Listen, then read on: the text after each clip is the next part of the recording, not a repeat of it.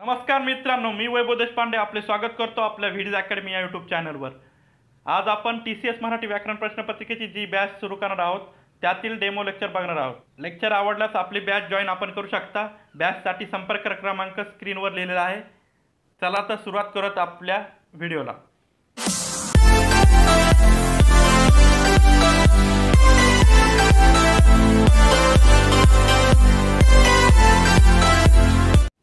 प्रश्न पहिला, आमच्या संघाने जिंकली ढाल या वाक्यातील क्रियापद कोणते? विद्यार्थी मित्रांनो, या वाक्यातील क्रियापद चौथीतला मुलगाही सांगू शकतो जिंकली।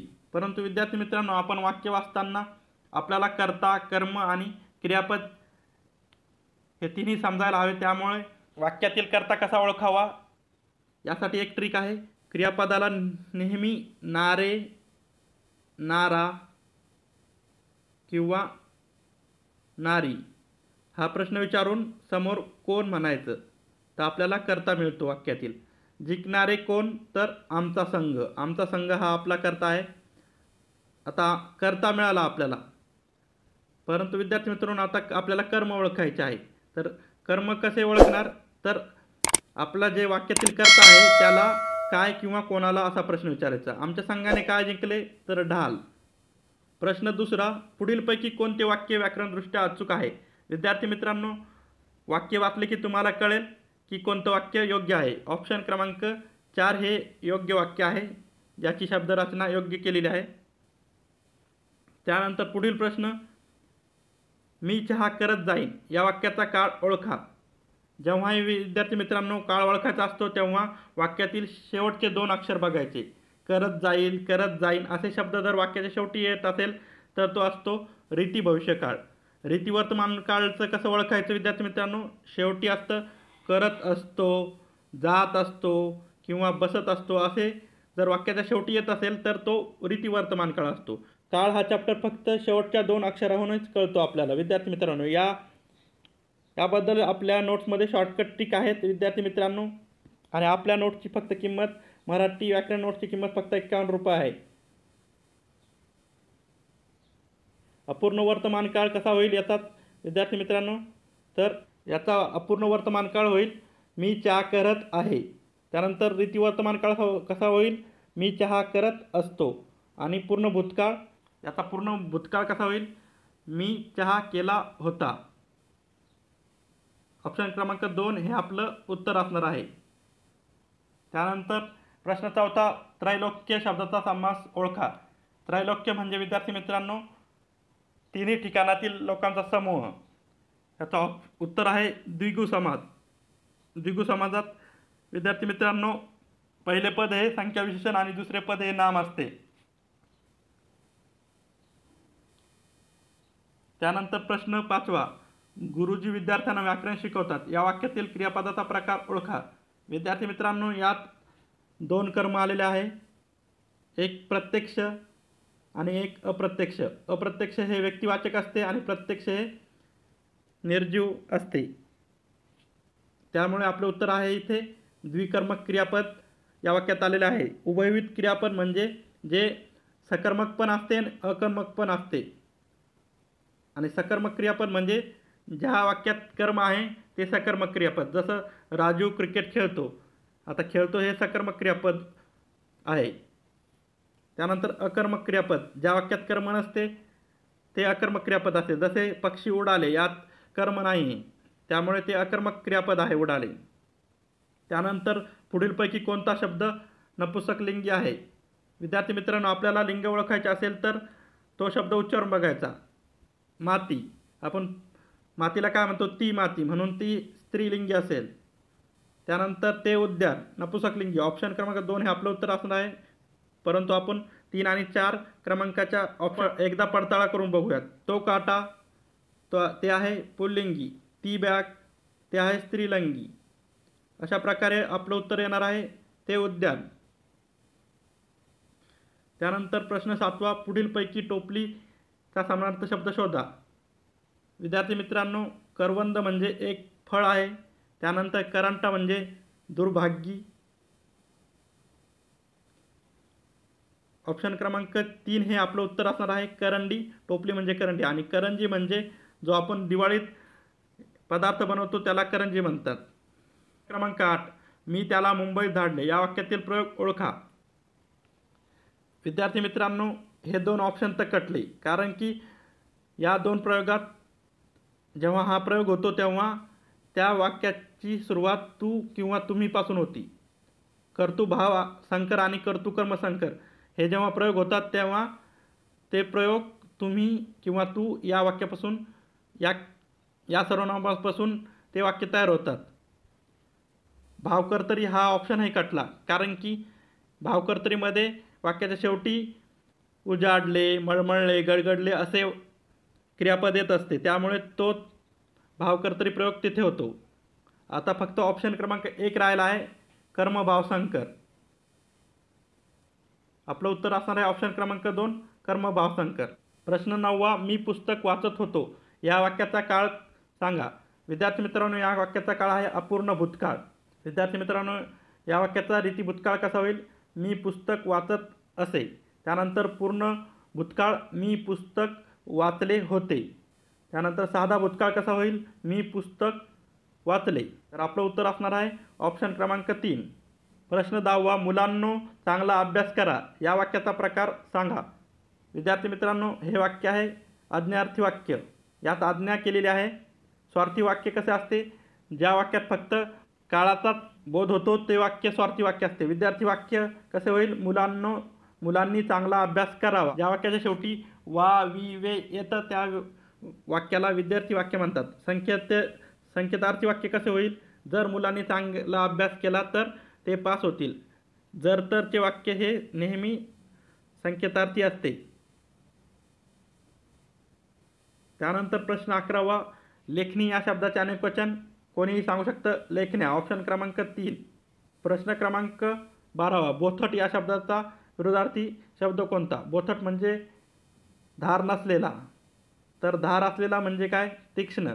ऑप्शन क्रमांक 2 हे उत्तर असेल, परंतु आपण 4ही ऑप्शनचे उत्तर बघणार आहोत. क्षीण म्हणजे थकलेला, तेज म्हणजे चपळ किंवा जलद, बंधन म्हणजे काहीतरी रिस्ट्रिक्शन घातले आहेत, त्याला प्रतिबंध वगैरे म्हणतात. विद्यार्थी मित्रांनो, प्रश्न 13वा परिच्छेदावर अनुसरून आहे, तर आपण परिच्छेद वाचून घेऊयात. प्रथम, उद्याने ही लंडनचे वैभव आहे. लंडनमध्ये कुठेही राहणाऱ्या नागरिकांच्या पायी चालण्याच्या वाटेत कुठले ना कुठले उद्यान आहे. लंडनमधली 45,000 एकर जमीन बागांनी सजली आहे. त्यातील 6,000 एकरावर राजघराण्याच्या 10 बागा आहेत.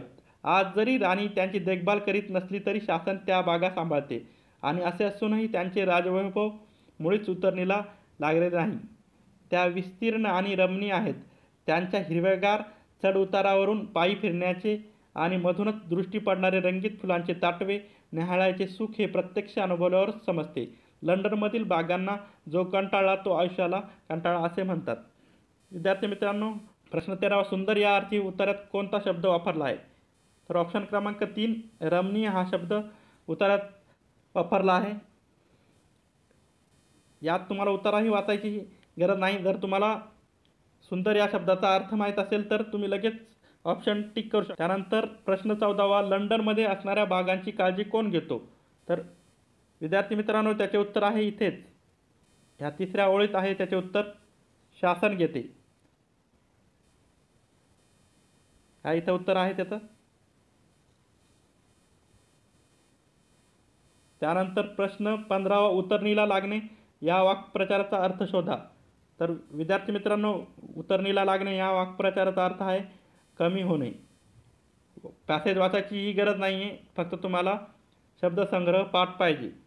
पाणी दूषित होणार नाही याची काळजी द्यावी. या अशुद्ध वाक्याचे शुद्ध रूप खालील पर्यायातून निवडा. विद्यार्थी मित्रांनो, पाणी हे 2 प्रकारे लिहितात. पहिलं पाणी हे पिण्याचे, ज्याला दुसरी विलांटी असते ते पिण्याचे पाणी. तिथं शॉर्टकटमध्ये लिहितो विद्यार्थी मित्रांनो जागा नसल्यामुळे, किंवा आपण याला छोटं करून घेऊयात. त्यानंतर दुसरं पाणी असतं ते पहिल्या विलांटीचं, त्याला काय म्हणतात? हात. आपण याच्यात विष्णूला काय म्हणतो? चक्र पाणी. म्हणजे हातात त्याच्या चक्र आहे असा तो, म्हणजे त्याला चक्रपाणी विष्णूला आपण म्हणतो. तर तिथलं जे पाणी आहे पहिल्या विलंटीचं ते म्हणजे हात. तर विद्यार्थी मित्रांनो, आपण इथं कशाबद्दल बोलत आहोत, तर पिण्याच्या पाण्याबद्दल बोलत आहोत. विद्यार्थी मित्रांनो, पहिले दोन ऑप्शन तर कटणार, कारण की पाणीला पहिली विलांटी आहे आणि पाणीला जेव्हा पहिली विलांटी असते तेव्हा ते हाताबद्दल असतं. त्यानंतर विद्यार्थी मित्रांनो, दूषितची विलांटी ही दुसरी असते, त्यामुळे ऑप्शन क्रमांक 4 हे आपलं उत्तर असणार आहे. पुढे बघूयात प्रश्न दुसरा. आकाशवाणीद्वारे जागतिक पातळीवर संदेश पोहोचवला जातो, या वाक्यातील प्रयोग ओळखा. विद्यार्थी मित्रांनो, जेव्हाही कर्त्याला द्वारे किंवा कडून हा शब्द लागतो तेव्हा तो नवीन कर्मणी प्रयोग होतो. ऑप्शन क्रमांक 3 हे आपलं उत्तर असणार आहे, कर्मणी प्रयोग. चला पुढे प्रश्न तिसरा. मी रोज सकाळी उठतो व 1 तास शाळेचा अभ्यास करतो. विद्यार्थी मित्रांनो, ज्याही वाक्यात प्रधानत्वसूचक उभयनामी अव्यय येतं ते वाक्य नेहमी संयुक्त वाक्य असतं. प्रधानत्वसूचक उभयनामी अव्यय म्हणजे काय विद्यार्थी मित्रांनो, तर त्याचे 4 प्रकार आहेत. स, वि, नय, परी. म्हणजे त्याचा लॉंग फॉर्म काय आहे? समुच्चय बोधक, विकल्प बोधक, नय म्हणजे न्यूनतम बोधक आणि परी म्हणजे परिणाम बोधक. या 4 प्रकारची उभयनामी ज्या वाक्यात आली ते संयुक्त वाक्य असतं विद्यार्थी मित्रांनो. ऑप्शन क्रमांक 3. त्यानंतर प्रश्न चौथा. समानार्थी शब्द सांगा. स्पृहा म्हणजे स्तुती. तर इथे कोणतेही ऑप्शन स्तुतीचं नाही आहे, त्यामुळे हा प्रश्न चुकलेला आहे. प्रश्न 5वा. अपरिहार्य या शब्दाचा विरुद्धार्थी शब्द ओळखा. अपरिहार्यचा विरुद्धार्थी आहे परिहार्य. ऑप्शन क्रमांक 1 हे आपलं उत्तर असणार आहे. ऐच्छिकचा विरुद्धार्थी आहे अनैच्छिक.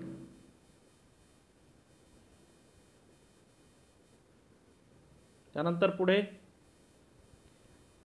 त्याने त्याचा फाटला शर्ट शिवून टाकला, या वाक्यातील चुकीचे शब्द ओळखा.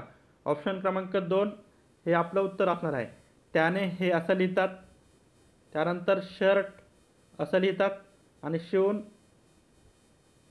हे व पासून सुरू होणारं आणि दुसरी विलांटी आणि शला पहिली विलांटी शिवून. प्रश्न 7वा. समशेर या शब्दाचा समानार्थी शब्द ओळखा. तर समशेर म्हणजे तलवार. त्यालाच अजून एक शब्द आहे, खडक पण तलवारीलाच म्हणतात. खडक, समशेर आणि तलवार हे तलवारीचे समानार्थी शब्द आहेत. ऑप्शन क्रमांक 2 हे आपलं उत्तर. त्यानंतर पुढील प्रश्न 8वा. न्यायाधीशाकडून दंड आकारण्यात आला, या वाक्याचा काळ ओळखा. विद्यार्थी मित्रांनो, हा आहे साधा भूतकाळ. जर अपूर्ण भूतकाळ करायचा असेल याचा, तर न्यायाधीशाकडून दंड आकारण्यात येत आहे असं होईल. त्यानंतर पूर्ण भूतकाळ कसा होईल? न्यायाधीशाकडून दंड आकारण्यात आला आहे. त्यानंतर रीती भूतकाळ कसा होईल? न्यायाधीशाकडून दंड आकारण्यात येत असे. अशा प्रकारे 4ही आपण काळात त्याचं रूपांतर केलं आहे. जर विद्यार्थी मित्रांनो काळ ओळखायचा असेल तर फक्त महत्त्वाची 2 शब्द आहेत आणि याची शॉर्ट ट्रिक आपल्या नोट्समध्ये आहे विद्यार्थी मित्रांनो. जर आपल्या नोट्स घेतल्या तर फक्त 51 रुपयाला आहे विद्यार्थी मित्रांनो, आणि त्यात बऱ्याच आपण शॉर्ट ट्रिक दिल्या आहेत. नक्कीच तुम्हाला फायदा होईल. प्रश्न 9वा. प्रतिबिंब या शब्दाचा समानार्थी शब्द ओळखा. प्रतिबिंब म्हणजे फोटो, त्यालाच आपण मराठीतून प्रतिमा म्हणतो. ऑप्शन क्रमांक 3 हे आपलं उत्तर असणार आहे. प्रश्न 10वा. मुले फुटबॉल खेळत आहेत, या वाक्यातील कर्ता ओळखा. विद्यार्थी मित्रांनो, मी पहिल्याच तुम्हाला व्हिडिओत बोललो होतो, कर्ता कसा ओळखायचा वाक्यातील, तर क्रियापदाला प्रत्यय लावायचे. नारे, नारी किंवा नारा. तर खेळणारे कोण? तर मुले. तर या वाक्यातील कर्ता आहे मुले. ऑप्शन क्रमांक 3 हे आपलं उत्तर असणार आहे. आणि कर्म कसं ओळखायचं विद्यार्थी मित्रांनो? कर्त्याला विचारायचं, मुले काय खेळत आहे? फुटबॉल. तर येथे कर्म काय होईल विद्यार्थी मित्रांनो? फुटबॉल. खेळे या शब्दाचे वचन बदला.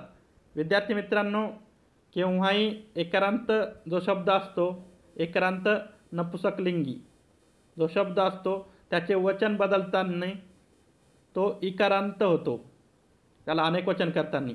जसे खेडे, खेडी. ऑप्शन क्रमांक 1 हे उत्तर आहे. त्याच्यासारखे अनेक शब्द आहेत, ते डोके. त्याचं अनेक वचन कसं होईल? डोकी. बघा आता इथे ए शेवटी आला आहे, डोके ए, आणि इथं डोकी ई. नपुसकलिंगी एकारांत शब्दाचे अनेक वचन करताना इकारांत होते. जसे डोके, डोकी. त्यानंतर लाटणे, ते लाटणे, ती लाटणी असे. त्यानंतर प्रश्न 12वा, बेडूक या शब्दाचे लिंग बदला. बेडूकचं स्त्रीलिंग आहे बेडकी. ऑप्शन क्रमांक 3 हे आपलं उत्तर. त्यानंतर प्रश्न 13वा, विकास कविता वाचत आहे या वाक्यातील कर्म ओळखा. बघा मित्रांनो, वाक्य वाचताना कर्ता, कर्म आणि क्रियापद किती महत्त्वाचं आहे. घुमून फिरून TCS यात विद्यार्थ्यांना वाक्यातील कर्ता, कर्म आणि क्रियापदाची ओळख आहे काय हेच बघत आहे. आता या वाक्यात आपल्याला कर्म विचारलं आहे. कर्म कसं ओळखायचं विद्यार्थी मित्रांनो, प्रथम कर्ता शोधून घ्यायचा वाक्यातील. वाचणारे कोण? विकास हा कर्ता. विकास काय करत आहे तर कविता वाचायचं आहे, त्यामुळे कर्म असणार कविता. ऑप्शन क्रमांक 2. प्रश्न 14वा, परात या शब्दाचे वचन बदला. तर विद्यार्थी मित्रांनो, परातचं आपण अनेक वचनात काय म्हणतो? पराती. ऑप्शन क्रमांक 2. स्त्रीलिंगी आकारांत शब्दाचे जेव्हा आपण वचन बदलतो तेव्हा ते इकारांत होते. जसं भिंत, ती भिंत, भिंती. त्यानंतर ती विहीर,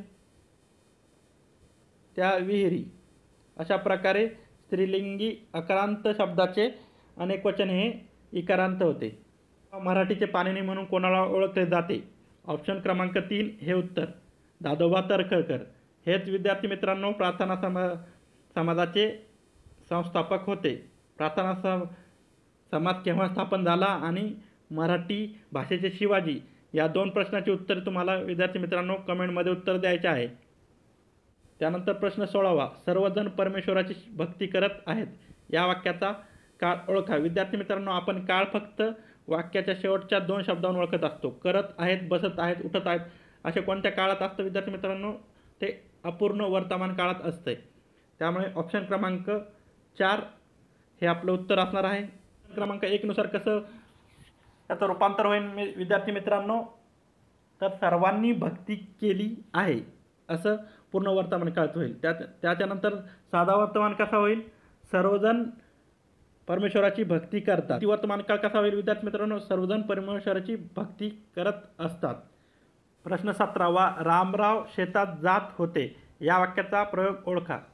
विद्यार्थी मित्रांनो, प्रयोग ओळखण्यासाठी आपल्याला वाक्यातील कर्ता आणि कर्म ओळखता यायला हवे आणि मी तुम्हाला ते ओळखायला शिकवले आहे.